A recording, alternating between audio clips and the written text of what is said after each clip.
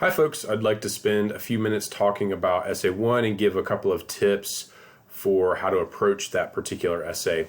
I'm not going to walk through all the directions that are listed on the Essay 1 assignment sheet, but you want to make sure that you've read that thoroughly and carefully and that you've understood the requirements that are listed there. So I'm going to offer 3 or 4 tips here, again, for how to think about this essay and how to approach this essay. First, I want to emphasize how important the writing process is, not just for this essay, obviously, but for any essay. You want to see writing, as we've talked about in the writing process lectures, as a long-term project, even if it's 10 days, 2 weeks, 3 weeks, rather than a short-term project, an hour, 2 hours, 3 hours, a cram session right before the essay is due. That typically doesn't yield good results, right? So you really want to focus on your process and make sure that you're getting your process right. Again, making sure that you're not using just one session, but that you're dedicating periodic sessions, regular, consistent sessions over the course of a couple of weeks to get the essay done. So managing your time and effort is going to be a vital skill, starting with Essay 1, something that you need to learn if you don't know it already. I've also created the essay writing schedule document for you that you have found elsewhere in Blackboard. I would suggest making this your own.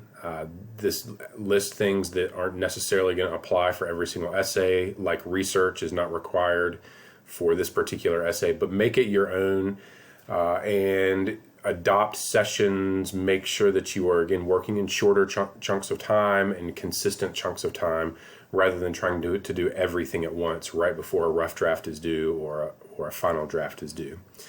So use some kind of schedule for yourself. That's going to be particularly important. For the actual Essay 1 assignment, again, you can see the requirements listed there. I think it's particularly important here just to emphasize the nature of a definition essay. Sometimes definition essay assignments can be difficult. Maybe they're vague. In this case, I really want you to think about it like this. We're discussing suffering and happiness as presented in our text. Think about those subjects, happiness or suffering, like a pie, and your task is going to be to analyze a particular part of that pie, right? One little characteristic, one little trait, talking about how this particular author treats this one particular part of that pie as suffering. So breaking that pie down into segments, right? Aspects, characteristics, qualities of suffering or happiness. You also want to be sure to have plenty of references to the text.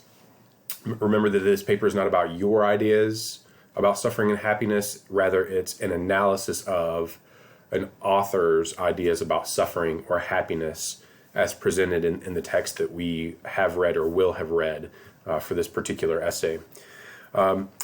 Third, you want to make sure that you take the workshop process seriously, right? So for each essay, we're going to do a workshop. The workshop genuinely is not about you getting awesome feedback from your peers. You're going to hear me say this repeatedly.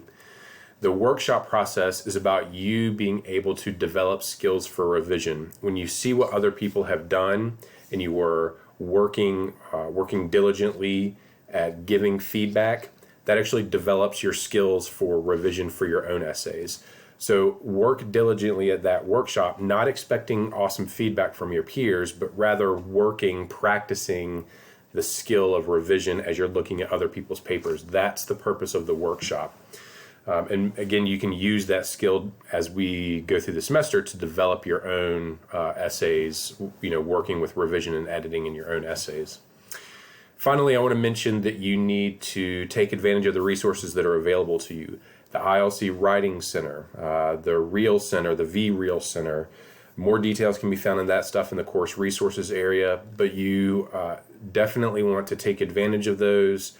I strongly encourage students to seek out feedback from those particular areas according to your own strengths and weaknesses. So that's a little bit for Essay 1. Feel free to let me know if you have questions. Thanks.